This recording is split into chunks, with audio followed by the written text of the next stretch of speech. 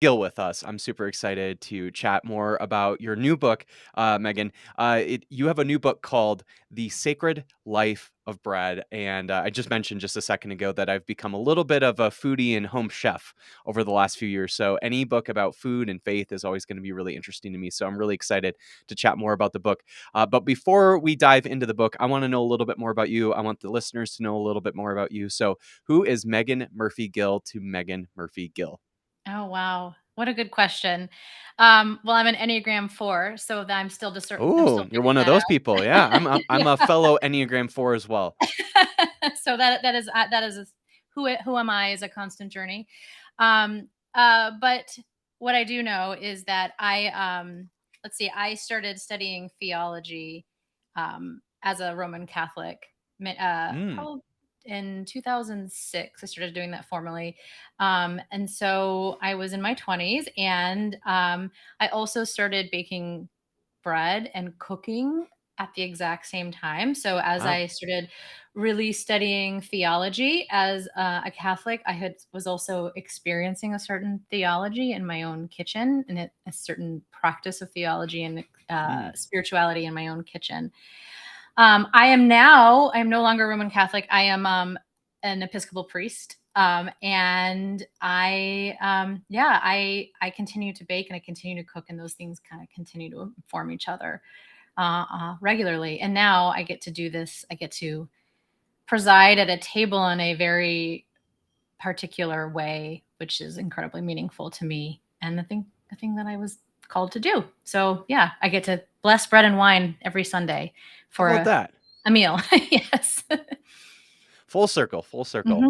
All right, so Megan, I again really love the book. And is this your first book, by the way, by any chance? It is my first book. Yeah, I was Lovely.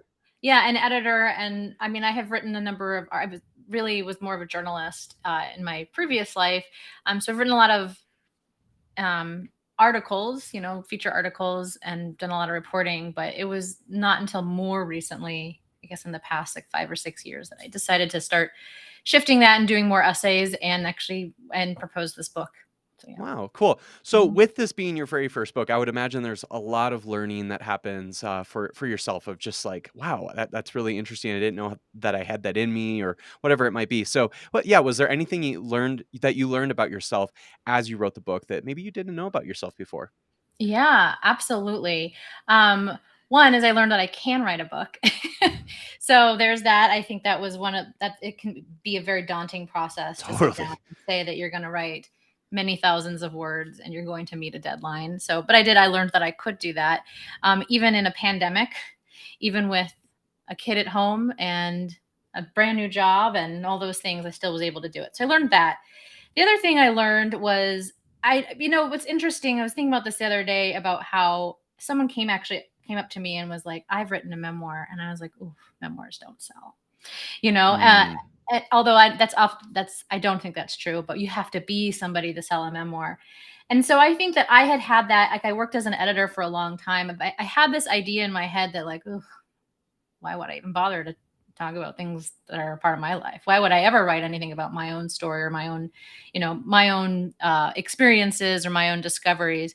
And I think what I learned in writing is that the stuff that came the most easy to me, even though I had kind of fought including any of personal story in a lot of my writing for a long time, was the stuff that was like kind of the most enlightening about I mean, I don't know, just the stuff that kind of revealed the most to me about the world had actually been like very personally experienced by me. I write a lot in the mhm, book about my family, about kind of some of my Irish heritage that I had wrestled with, and what that kind of meant for me. I write about my grandparents or about my family, and I was just really shocked at how much family stuff actually came up mhm, as mhm, I was writing, and how much I wanted to actually include it and yeah, write about it. So mhm. the thing I discovered is that yeah, our own personal stories actually are really worth paying attention to. Yeah, Mhm. absolutely, absolutely. And certainly with that like kind of style of writing, there, with this being like part theology, part memoir, part even like there's actual, like kind of cooking science stuff going on with it, and Mhm. recipes and all those sorts of things. It really that story really, I think, is a through line throughout the book that really does. Mm. It's just really great. I really enjoyed that part. Um, is there anything that you learned maybe like theologically, or maybe about cooking, or baking, maybe about bread? Was there anything about any of that that you learned that you didn't know before? Obviously, you've studied theology, you've been baking and cooking for quite some time, so maybe there wasn't too much new stuff. But was there any sort of research that you did, maybe theologically or in terms of baking or about bread or whatever it might have been, that you didn't know before? Yeah. Well, I had actually, if I count researching for this book, yeah, when I first got the idea, which was probably at least 10 years ago, I had actually been reading the intro of Sandra Katz's book, The Art of Fermentation. Mm, It's a pretty nerdy tome on fermentation. It's not just recipes, but has lots of information about how fermentation works. And I had was reading the intro to that, where he talked about just like what happens in the process and how important fermentation has been for for humanity and for culture. And when I started to kind of apply that to the idea of bread, to the fact that like the process of fermentation itself, which is, if you remember, I didn't remember this, yeah. so it's okay if you didn't. It's anaerobic uh, Mm, mhm, mhm, activity, so without oxygen. So the process of when the yeast that you put in a bread dough eat the starches, so the sugars in the flour, and it does it without oxygen. Like that process was around in the very like the at, when the Earth was in its most nascent stage. So like mm, because there wasn't enough oxygen in the air, right? So, and the fact that things ferment and has perhaps like is kind of partly responsible or is responsible for life as we know it itself. And I thought, mm, oh my gosh, something was happening that happens in bread at the very beginnings of our existence. And that was really interesting to me. Wasn't really sure what to do with that. So, yeah, and then see, Sandra Katz also talks a lot about how, I mean, he's not, my understanding is he's not like a religious person. Um, and the book Art of Fermentation is not on religion. But he talks about when we call like a culture. So something that is, so like a sourdough culture, right? So that is mhm, like your sourdough starter. We call that a culture. Or we have like a SCOBY for something like kombucha, which is a mhm, symbiotic culture of bacteria and yeast. Um, it's the same word and actually the same meaning when we talk about culture. Things that mm, are, but what we do, the things that kind of make life extra wonderful. So things like the arts and mhm, philosophy and theology and food. We also call that culture. And so fermentation has this like it improves things. It makes things not just kind of comestible or just fermentation that makes things not just something that it's not just living like going through the motions. It makes it somehow more living, it gives it mhm, more quality to it. And I feel like mhm, that really, I mean, that's how bread becomes bread, is through the process of fermentation. And I feel like there's just a lot of good theological implications from that. I don't like to draw neat lines between things. So there's a thing happening in science. I think that can just kind of inform some of our, and I might even say more spiritual mm. reflections as opposed to like theological Mhm, reflection. mhm. That this, Well, I actually really wanna talk about that fermentation piece, but, like, Mhm. towards the end of this interview. But I'm really glad that you bring it up now, because at the beginning of the book, you begin to talk about, like, the journey of bread and the beginning and all of that. It's really interesting how soil in particular, where bread starts, right, with Mhm. soil and the wheat and all the different grains or whatever that would make up bread, they begin in the soil. And it's really interesting that I often hear fermentation described as controlled rot, and the Mm, process of making soil as well is sort of a yes, controlled rot, right? Like when people yes. compost, and you've got that compost bin and everything going, it takes a long, long time, but eventually all those things break down because Uh, of a sort of controlled rot, if you will. that's And right. so it's really interesting how not only is fermentation happening within bread, with the yeast and the sugars breaking down all of that, but also the process of making soil in a certain way also has a very similar process. And so that's Right. really interesting that you bring that up. Right, right. And I mean, in soil, I think I talk about this in the bread, like soil is where it all begins. I Mhm. mean, it's where you grow the wheat, right? But it is also where we end. Mhm. And oh, Absolutely. yeah, I mean, and I'm a priest, so I use all of these, you know, religious symbols and ideas. And we say on Ash Wednesday, "From dust you came, to dust you shall return." Right? Mhm. We recall that this is like our beginning and our end is like in this soil. And yeah, I really felt like I needed to start with that. I had actually originally had intended to write this book more of kind of following like the life, like we're talking more about milling and talking about growing wheat and harvesting wheat. I mean, just that there's just all kinds of agricultural metaphors in the Bible. Mhm. And Mhm. I think that when you really start to understand how those things work, then you start to really understand some ideas that Jesus was actually talking about. But then the book was primarily about agriculture, not about bread, and so I ended up kind of rethinking that. Mhm. Um, but yeah, absolutely, in the soil. And the idea of like a controlled rot, that's really interesting because we think of rot as something kind of negative, right? We think of Right. Yeah. decaying, right? It's things decaying, but it is actually a part of the process of life. It's a full life cycle, which also Mhm. includes death. And that is actually something that happens in bread with not only like the fermentation. So, like when you start bread, particularly if you start like a sourdough, you start with flour and water and you make like an autolus and you let that sit so that the gluten strands can form. And then you add your sourdough starter and your salt.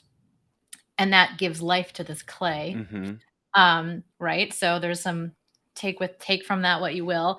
And then and it gives it this life. And then in the process, and I can't take credit for all of this. I mean, I've come to this realization that this stuff happens, but I've also heard Peter Reinhardt, who is a master baker, talk about this stuff too.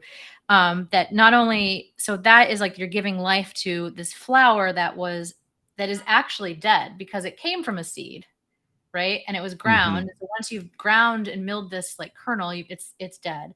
Then you add this yeast, and then now it has like new life. And then in the baking, like the whole point process that you're a part of while you're allowing getting your loaf of your bread dough ready is you're keeping the yeast really happy. And that is like what contributes to the flavor, and that's what continues to the rise. And then when you put it in the oven, the yeast die. Like that's Mm. what happens. They give their last breath and they die. And then we eat it and we have nutrients. And so I think that bread is this, I don't know, it's just this fascinating process of life and death, and it's all part of life. So Mhm. Mhm. yeah, we always Well, talk about death and decay as this kind of negative thing, and I'm not totally convinced that it's all that negative. right. One of the really interesting things too about the way start the book again, you start the book talking about soil, and you talk about the creation narrative, obviously. And what's Mhm, really interesting about the creation narrative, it's this sort of universal narrative about the beginning of all things, right? mhm. And so there's this universality to that creation narrative. What's also really interesting about bread is almost every culture in the world has some sort of bread that they use in their cuisine. I Yes. find that really interesting. There's very few there's maybe, like, a couple of cultures that come to mind that really don't have bread as a part of their diet or their culture, but Mhm. almost every single culture has some type of bread, and so Right, there is something very, very universal about bread, just in the same way as there's a universal sort of narrative around how things are created in the world, or right, that there was a beginning kinda thing. I find right. that really interesting, that connection not Yeah, only of like how things are made with soil and then soil being a part of the creation narrative, but also the universality of each one of these things, bread and also creation narratives. right, Because also almost every other almost every culture or probably every culture has a creation narrative as well. I find that right, so fascinating. right. That we like long to know our beginning, right? We have these questions. I remember being in a class when I was studying for my master's in theology. It was on creation and eschatology, And there were lots of questions about all the different things, and we just kind of kept coming back to this idea that like we all have this question, and that's the universal thing, is that we all have the question. The question Mm. is coming from somewhere within us. It's a collective question that we kind of long for. Like we long for that answer for sure. Mhm, mhm, absolutely. Mhm. One of the next steps in the life of bread is what you call inactive time, and I guess I never really thought about obviously, I, like in making bread, I've, like, had to do this, but I've never really thought about, like, what's actually happening during that time and why it's so Mm, sacred. So one of the things that's really cool also that connects, with inactive time to our lives is that, there are times where we humans don't do really much of anything at a certain time in our lives, or at least it feels inactive. And right. yet there's so much going on. And I think that's very similar to this inactive time for bread. There's not much that we're doing to the bread, or there's really actually nothing that we're doing to the bread during this inactive time. But there's a lot actually going on in the bread itself, right? Right. And so I think our faith is somewhat similar in that regard, where there's times where it feels like there's not much happening. Uh, Maybe you would call it like a still moment of your life, but that's when God sometimes seems to be very active in your life, right? And so I feel Yeah. like it's very similar to that bread. So can you talk a little bit more about what you think these kind of inactive moments of our faith is like, and how that connects to bread? Sure. It's so interesting. Yesterday, I was talking with a colleague, and he asked how I was doing. And I said, admittedly, like, was related to my work. And I said, admittedly, I'm a little bit bored. And he said, well, that's how you know something big's about to happen. Mm, I was like, well, that's interesting, because I'm not planning for any. I mean, honestly, I'm kind of enjoying a little bit of boredom. And so I don't want anything big to be happening. But I was thinking about like what that means, for me, if I'm somebody who likes to be busy and in control of things. And I think mhm, actually that idea of an active time has a lot to do with like a sense of needing to kind of control where God is mm, working in your life, control how, the Holy Spirit has happened, like, making her way. And an inactive time, like, especially like if I'm thinking about baking as a spiritual practice, it truly is a time to be to just to pause and let God do God's thing. mm, And that's really hard. That's really hard for someone like me for sure. Yeah, it's an opportunity to rest. I know, I mean, and I think too there's like lots of like implications for, how we participate in the very capitalist society, right? Like we mhm, are mhm, always told to be busy and to work and to produce and to produce and to produce, but perhaps resting is actually incredibly productive for us, mm, or mhm, and productive for us not just as individuals, but actually as a community, right? To mhm, actually be able to pause and let things be, to not have to control everything all the time, and not mhm, to have to, obviously this is more related to like consumerism, but to not have to constantly be purchasing and churning money, but to actually let God do God's thing and allow us to be community. And that's actually what is happening in during like a proofing stage of bread, is like a community is truly being a community. mm, mhm, Yeasts are just kind of like eating and interacting with each other, and they're interacting with the bread, and the salt is kind of slowing them down, and it's kind of this nice, especially if you have a cool temperature, right? It's like this nice controlled rise. I say control, but like it's not overactive, it's just doing its thing. And that actually is when you get kind of the best bread. The longer the rise, the long, you know this if you're a baker and a foodie, like actually if you have a longer, slower, like cooler rise of your bread, you actually are going to get a much better flavored bread. mhm, mhm. I think there's something to be learned from that for sure. Right, there is also like you mentioned the little community part, there is something really cool about the fact that during this inactive time is when community is formed. Certainly being formed in a bread, I mean, there really is like a whole ecosystem essentially being formed in Totally. this bread, and it's during this time where it feels like there's not much going on. Absolutely. And it's the most important part of bread. It Mhm. absolutely is. That rise is the most important part for bread to become bread. I Right. mean, it takes the longest, but it is the most important step. Mhm. Absolutely. Yeah, it It's is real go ahead. Oh, I was just gonna say the other thing that's really cool about bread is so much of it is air. Yes. And what's really cool is the that classic great yeasty bread flavor that we all Mhm. love it really is air. And so it's not really much of anything. Right. And that's so cool to me that this thing that the what we taste when we taste bread is really nothingness. I don't know, Right. maybe there's something there. I think I that's really might cool. actually call it even breath. Like, it's like, because Mm, that, yeah, well, actually, to be honest, yeah, I mean, it's part of the natural byproduct of yeast eating sugars. Sorry, I have a 9-year-old, and so I have leaned into the 9-year-old boy humor. And yeah, totally, when the yeast it's eat the farting. sugar, yeah, it's totally farting. That's what it is. It's gas. That's what it is. Exactly. But it's, yeah, or breath. I like when Peter Reinhardt talks about, adding the yeast, it's kind of like giving breath, to what was otherwise clay. And I love that. And that is the flavor. That is the true flavor of the bread. Like, you're right. It's I a lot wish of my air. farts could smell like that. So good. It'd make Exactly. life a lot easier if my farts smelled Yours exactly like don't? bread. Yours don't? I wish it did. It certainly does not, Megan. Sorry. Sorry. I, yeah, went down that path. I should have known that I was inviting that. Yeah. As a former 9-year-old boy, I totally get it, and there's part of me that's still that. Totally. Yeah. Oh, there's just one other thing I was going to say about that community being itself, and I just cannot remember it. Anyway. Well well, if it comes back to you, we can chat about it. Okay.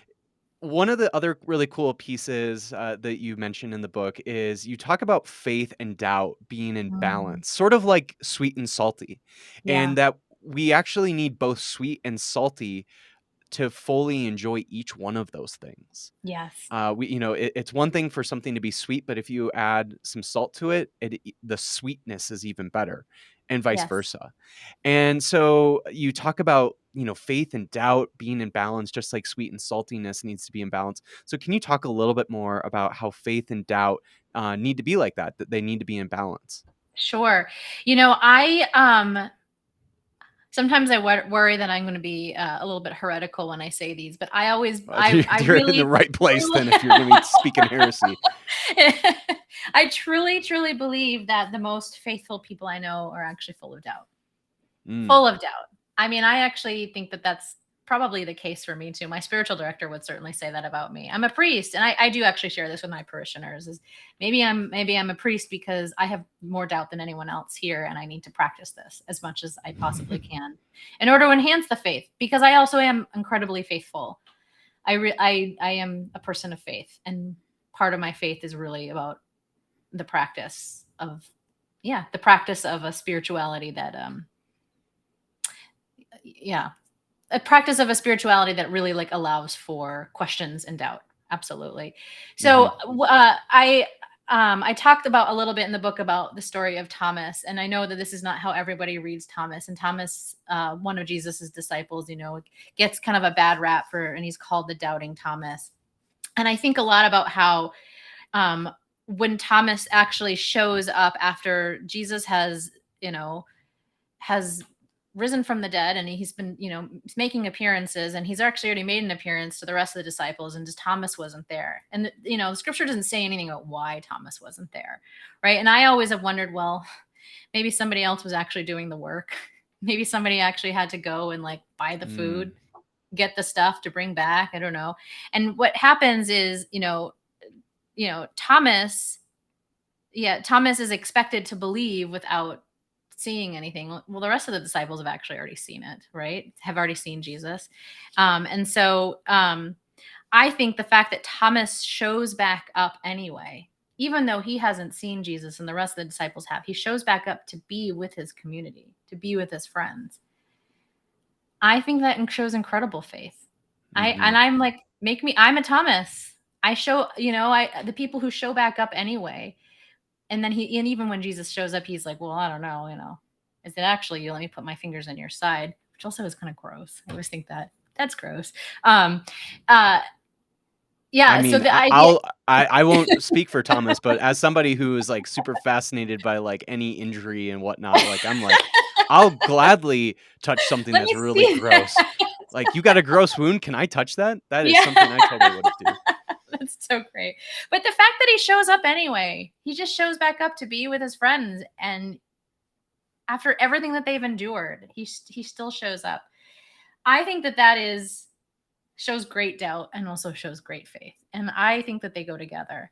Another thing, I kind of relating it back to bread, again, not drawing neat lines, but allowing like kind of this metaphor to really allow us to like reflect on what it actually does mean to have doubt, is that when you bake bread, the ones that you get at like a bakery where you're like, oh, that's so hard to do at home. You can do it at home. But the thing is that when you bake it at a really high temperature, and it's the hot temperature that kind of caramelizes Mhm. that exterior crust, and it just like kind of going through the fire actually like really enhances it, right? And so I think it's similar also with doubt, and that the more I just see it, the more the more doubt you have, like if you actually like lean into the doubt and allow for the doubt to exist, then the faith can also be enhanced. Mhm. I think the Mhm. thing that I mean, the recipe I include with that chapter is a recipe that my son made up, my 9-year-old son, where, I mean, everyone, he didn't really make it up, but in his mind, he did, right? So he just butters toast and he puts honey on it, and then he sprinkles salt on it. And I just Mm. always think it's just and it is the best toast when you just really get both. Right. Hmm. Yeah, if you have, like, really high quality ingredients like that, and Hmm. when it's super simple, but high quality ingredients, it's gonna be some Right. of the best food you ever put in your mouth. Right. And I mean, they just enhance each other. The sweet enhances the salty, and the salty enhances the sweet. And the other thing about with faith and doubt is I really do, I think that my personal background in as a Christian, as a Roman Catholic, actually has a lot to do with how I feel about faith and doubt. So for me, um, faith has never really been about an intellect, like a list of things I believe. I mean, we have the creed and whatnot, and definitely there's a lot of that in Roman Catholicism. But Mhm. there's so much about being a Catholic, and I still consider myself a Catholic now, even though I'm not a Roman Catholic, um, or at least a part. Like I'm no longer kind of governed by the Roman Catholic institution. Um, I I think that so much of what we consider faith is, particularly in this country, is just like what we think. Mm. When we say I believe, what we mean is here using our brains, not necessarily our heart and our hands and our feet and our whole selves. We mean our brains. And for me, faith is still a part of that. It's all of it. It's the whole body. It's your whole self. It's your whole story. And so it doesn't doubt then doesn't like affect that as much, right? Doubt doesn't like undermine. So if your doubt tends to be more of like a practice of your mind. And so if faith is like everything, and you're just yeah, if faith is your whole body, just having a doubt in your mind is not going to undermine the whole Right. project of your faith. Right. Mhm. So Mhm. I think that's more really like what I mean about it. Yeah. It reminds me again of these disciples, and, we talk about the doubting Thomas, but there were plenty of other times where the disciples of Jesus get Jesus wrong. What they believe about Jesus is often wrong. We Right. see that consistently. Yet, the reason why we say they are people of faith and why we continue to look at these disciples, why many of them are saints, the reason for that is because they consistently showed up.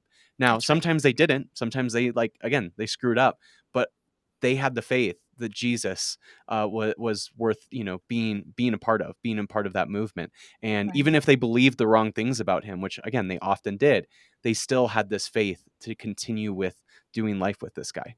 Right. Doing life. That's exactly it. That's exactly right. Doing life with this guy. Right. I mean, that's exactly right. Hmm. Well, Mhm. you can Good tell me job, I'm right as Mason. much as you want. At the end of the book, you mention briefly that we are finding out that the brain is much less central to our way of knowing about things than once we that than compared to what we previously thought. We used to Mhm. think that our brain was kind of the epicenter of all of what we know and what we do in the world, and we're just finding out that the nervous system is very much all throughout our body, not just in our brain. Right. And I think about I think embodiment is so important to our way of knowing things, and it's so important to our faith. And so, yeah, how does something as simple as making and eating bread, that a very embodied act of making and eating bread, how is something like that just an embodiment of our faith? Right. Well, as someone who grew up Catholic and now is, an Episcopalian, which is kind of born out of like the Anglican Church. I have a particularly incarnational spirituality. I Mm, love everything Christmas. I love all the incarnation stuff. Um, and I think when I remember answering this question for somebody else who was like, "Well, why is bread so why did everyone go and bake bread during the pandemic?" I mean, there were 1,000 things we could have done, and there were lots of things people did, but like, why was bread such a phenomenon? And mm, I think that that has to do with the fact that not only, I mean, yes, when you could find the ingredients, not only did it allow for, it allowed you, it took time. You could kind of keep going back to it. It's meditative. You get in your body when you bake bread, right? I definitely bake if I just have to work out a problem, like I'm baking. I have to work out a problem in my mind. I kind of get out of my head and get into my body. It has a high reward, but I actually feel like bread at a much deeper level, it's not really not only a metaphor that we can reflect on, but bread itself is sacramental. mm, And in the Episcopal Church, we say, like, our definition in our tiny little catechism and our prayer books would say that uh, a sacrament is an outward sign of an interior and invisible grace given by Christ that also is a means of, receiving that grace. So it's like mhm, this multiple thing that happen. And I think that like bread, it just reveals it, like it is this opportunity to participate in the mystery of life that already is, that is all these ingredients. For example, so like bread, um flour, water, yeast, and salt, right? So you have these four super simple ingredients that are like come from the earth, I think, and you just get this chance, you form this community within the bread. And then as the baker, like you're revealing what God has already made holy.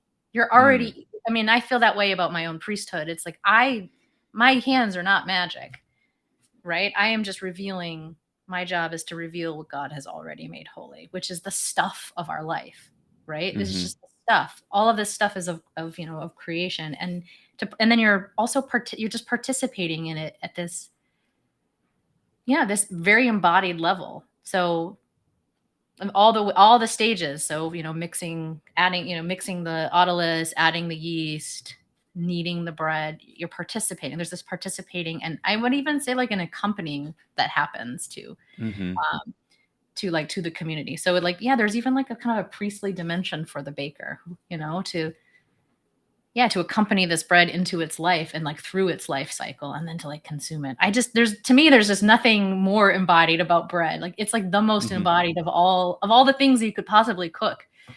It's not a mhm, surprise to me that we break bread and we call that the body of Christ. It's like not surprise.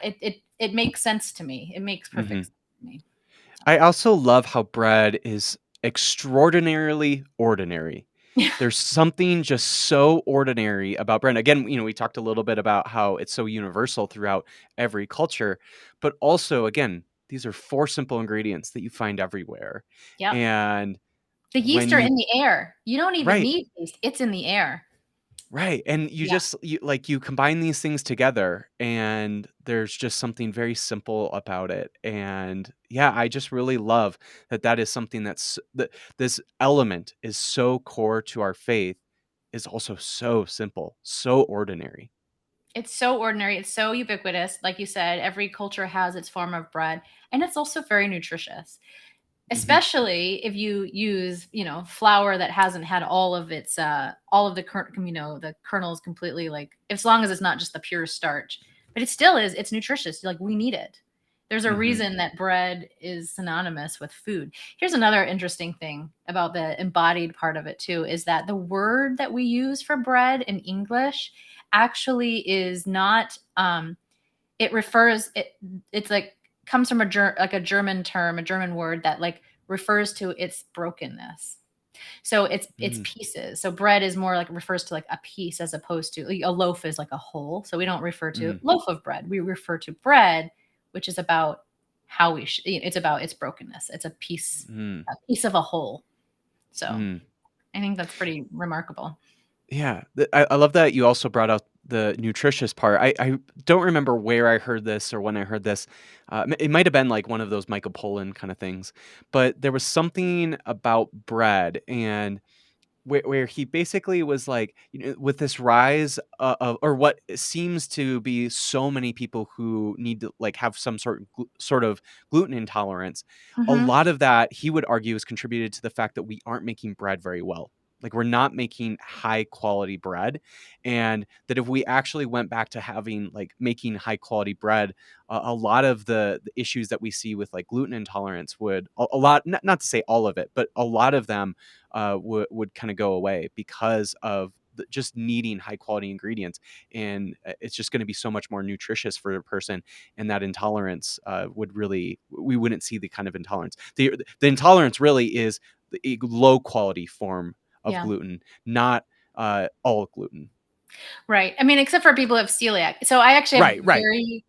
very real experience with this. Is my own husband has struggled with a gluten intolerance, and it's a long journey. So I was like, of course, I'm writing this book, and I can't even you can't even eat the bread that I'm baking, and it's been a bit of a journey. And we have even found that we went to Ireland this past year, and he seems to tolerate when I bake with flour that I get from a mill that's in Illinois, just in the middle of Illinois, like central Illinois. From it's a mill that I visited before, when I was writing the book, and it's all grown there, and they mill their own flour, and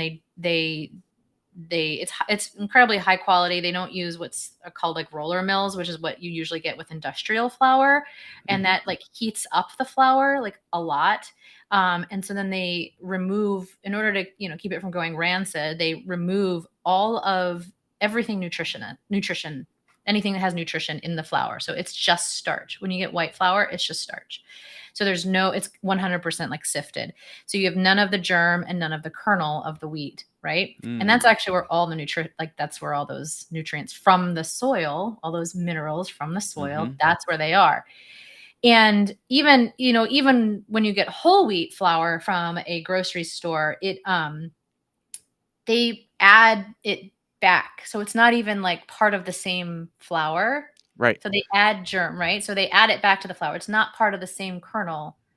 Now this, if you go, I mean, I feel a little bit like sometimes I feel awkward talking about this too, because I mean, obviously one is way more accessible. It's cheap, it's commodity, it's everywhere. And the other one is more expensive. And someone like finds out how much I spent on a bag of flour, they're a little like, "What?" And I'm like, "But I adjust things, I adjust things. I don't spend money on other things or whatever." Right. So the economics of this always feel a little awkward to me. But when you have stone milled flour from like a smaller producer, you actually, even when you get your white flour, you still get some of the germ and the kernel of the kernel is actually in the flour. And even when it has, some of it has been extracted, and it's from the same wheat that it was milled with, right? It's not Mm. extracted fully and then added back in. It's part of the Right. same plant, the same kernels. And that actually makes a big difference. It's also, the stuff we buy is like organically grown as well. A lot of flour, a lot of wheat grown in the United States obviously has it's grown with basically Roundup, which is a Hmm. herbicide, and herbicide is I'm getting real nerdy talking about this. It's a desiccant, right? And if you think about that, that means it's removing the water from the plant, and that's what kills the weeds. So just imagine what that happens when it goes into your gut, Hmm. right? Like Hmm. it's not great for your gut. The other issue is that like in the United States, we grow a particularly hard kind of wheat that is harder to digest, but does better for kind of more like commodity, Right. farming. Yeah. Totally. So there's all these things, you're right, like in the industrialization of food, absolutely, I think does affect those things. And was I wasn't so sure I was really ready to buy into all of those things until I experienced it very personally in my own family. Like we went to Ireland and my husband was able to eat every bit of bread. It was That different. That's incredible. I mean, again, yeah, it's like it's one of those things where when we have, like, really high quality ingredients, a lot of the health issues that we have, Mhm. not to say, it's gonna be like a miracle kind of thing where you're gonna be cured of all these things, but it really is interesting how so many of these things come down to the fact that we aren't eating and we're not ingesting high quality ingredients. Right, and I mean, I actually and then to bring it back to, like, the whole soil thing, it's like I mean, it comes back to, like, how are we caring for this, creation that we have? Mhm, When we commodify our ingredients and we don't see them as food, mhm. right? We see them as Yeah, commodities instead. It has an actual physical effect on us, not mhm. just a spiritual effect. Mhm. Yeah, that's been really actually a transformative part of my life with food where my relationship completely changed with food where I was an athlete and everything, so everything was about like how many calories am I getting, how much protein am I getting, all of that. So food was just simply a way to get the kind of calories and protein I need in order for my body to grow and get stronger and faster and whatnot. And Right. then once my athletic career ended, then everything changed about my relationship with food because I didn't need food just simply for its calories and protein and all of that. And all of a sudden I realized, oh wait, food can taste really good and it can be an enjoyable thing to do and be a part of making Mhm.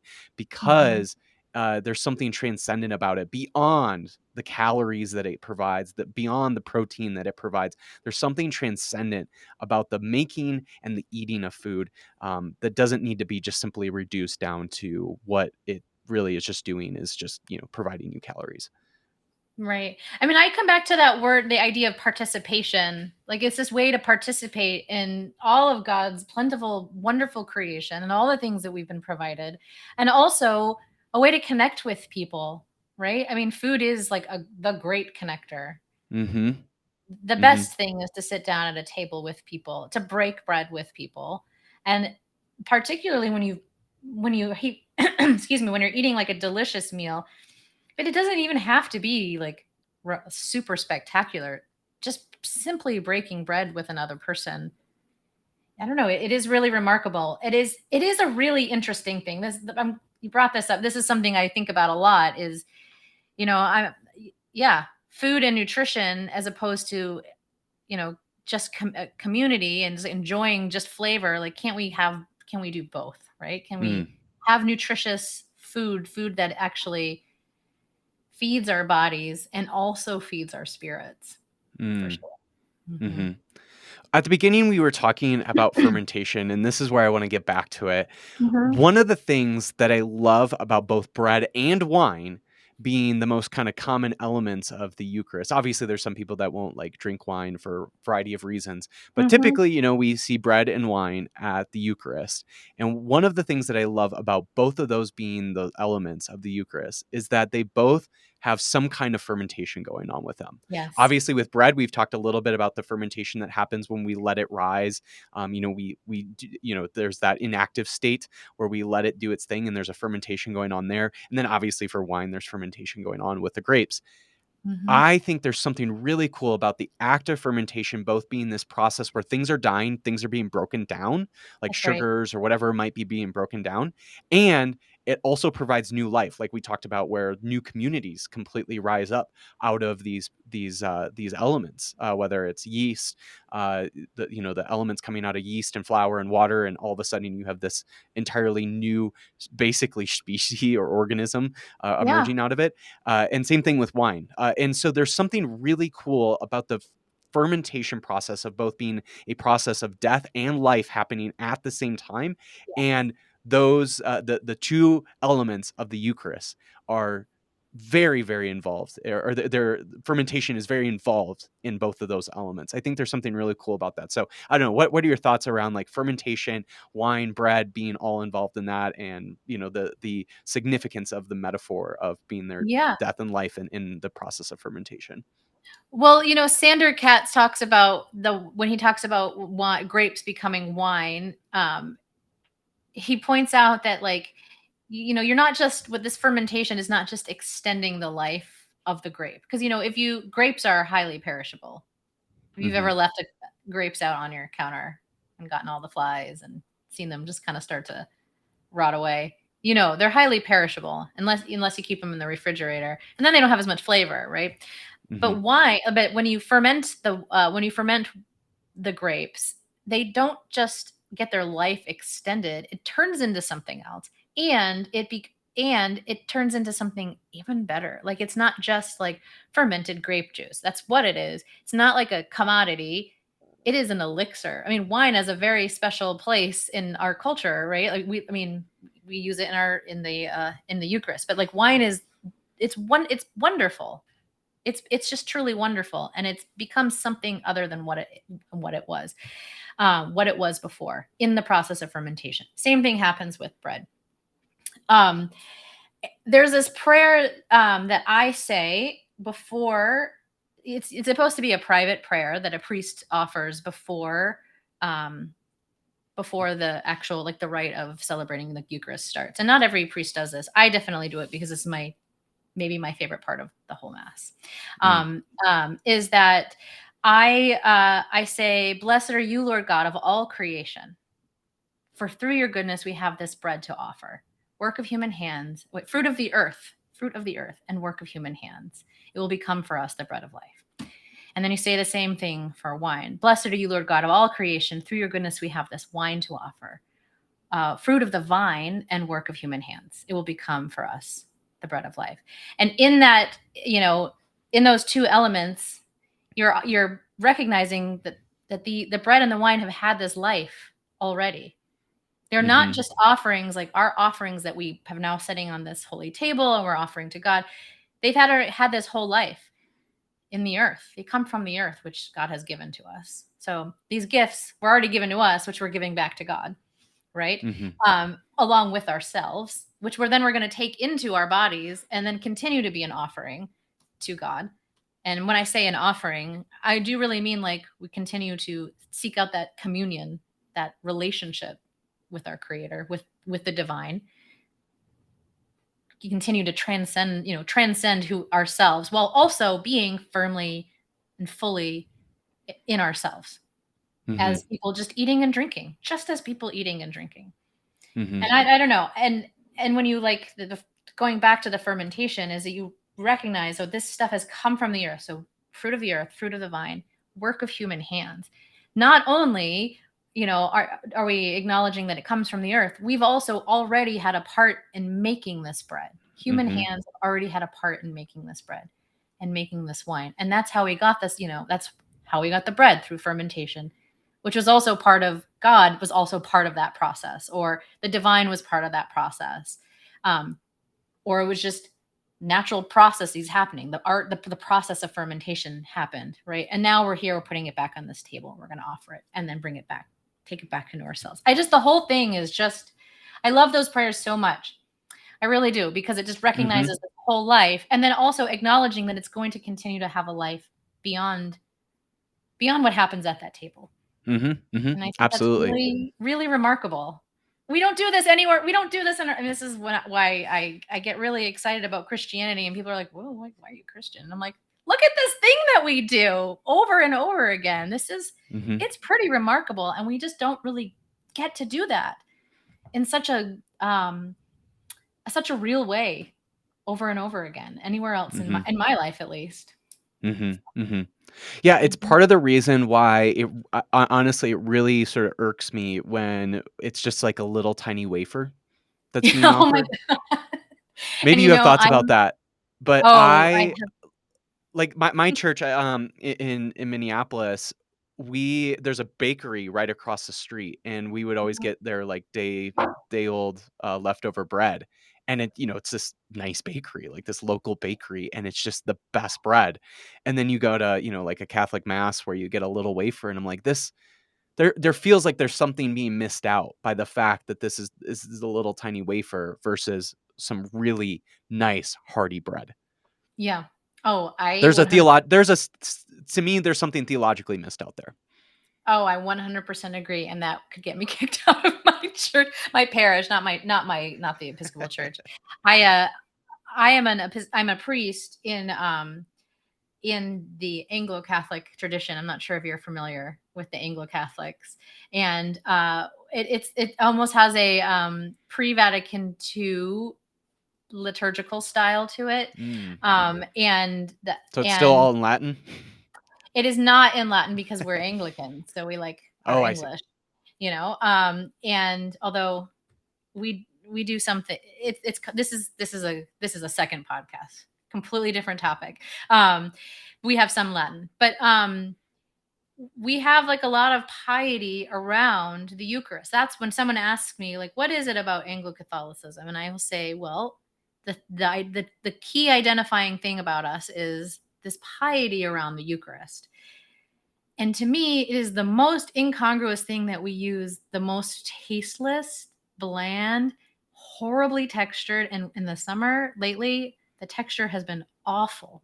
It's just not even crisp. Sometimes you get them and they're crisp, and I'm like, well, that's a good one. But they're like stale. And we talk about like the sweetness of the bread, and it is. And the thing is, in my tradition, we have a very heavy emphasis on kind of like all the like the sensual aspects of liturgy. So we have remarkable music, we use smoke and Right. incense, and there's all of this stuff. And then we go to kneel at the altar, and you've just given this tasteless bread. It's a It piece of is cardboard, essentially. the thing is it's easy. That's what it is. It is easy. You're not, and when you have a particular piety around the Eucharist, you get worried about crumbs, and you don't want like crumbs, mixing. You can dip it into the wine, although that's a whole other thing. Like it's just it's easier. So this may be my this is my project. I'm not sure I'll ever, I mean, this is like hundreds of years of, tradition. So I'm not sure I'll ever really make a lot of progress in that area, but it is really weird to me. It is weird. And it Mhm. is also weird to me, like as a baker, to be like, oh, this is the bread that I've blessed, and I've said all these beautiful prayers, and then you just taste it and you're like, "Ugh," trying to not Yeah, choke as it goes down my throat. So absolutely, absolutely. mhm. Megan, how do you hope that the sacred life of bread inspires and liberates its readers? That is a really good question. I just hope that it does inspire and liberate those who read it. That is truly, I mean, that is truly like my only hope. It is one of those things, you write a book and you say all these things that are really meaningful, and you want people to read it, then you're also like, "Oh, don't read it." But when people tell me they've read it and that it has felt nourishing to them, then I feel like I did my work. I want people to feel nourished. I want people to feel liberated, not to see faith and to see, I mean, regardless of like, I mean, I'm actually really not all that worried about, people believing the right things or even being Christians, right? But I want people to see bread as an opportunity to participate in something that is actually really beyond themselves and allows them to be in community with others, to be in communion with something beyond. Well, I don't know if it's God, the divine, or an idea, whatever, but to really, I think that bread is this opportunity to really like transcend ourselves. And again, in that transcendence, then being more fully embodied as who we are. And yeah, I want people to feel nourished by this idea that bread can lead you to something bigger. Mhm. Yeah, Mhm. as my, like, journey with food has changed over the number of years, and I've just really gotten into cooking and making food and going out to really nice restaurants and all of that, it has completely transformed why I'm still a Christian. It's because Mm, one of the biggest reasons why I'm still a Christian is because of the Eucharist, and specifically the fact that there is food involved in the Eucharist, and so that has been a really life-changing part of my journey. There's a number of other reasons why I'm still a Christian, but that really is one of the central reasons why I'm still a Christian is because of these practices of the Eucharist, and that's something that we do every single week. I really, really love that, and it's because food's involved. Right. It acknowledges our humanity for sure. We need to eat. Hmm. Yeah. Absolutely. Megan, last question: how can listeners get connected to you and your work, and where should they get the book? Sure. You can buy the book anywhere where books are sold. So, am, we'll just say bookshop, bookshop.org, any your independent bookstore. I think even Target, earthsgiantlung.com. That's a reference to a kid's podcast that my kid listens to. But Mm, Amazon, you can get on Amazon. Um, um, yeah, anywhere books are sold, and you can read more of what I do. I have a Substack called God Talk, so oh, godtalk.substack.com. That's kind of an intermittent thing because I have this whole other life as a priest that kind of sometimes gets in the way of my writing. You can also find me on my website, which is meganmurphygill.com. No hyphen, perfect. Wonderful. just one word. Well, again, this book is absolutely incredible. I absolutely loved it. And so thank you so much for chatting more about it and sharing a little bit more about it. Thank you so much. This is just great to talk with you. This is wonderful. I've loved this conversation. Absolutely. Thanks for being interested. Absolutely.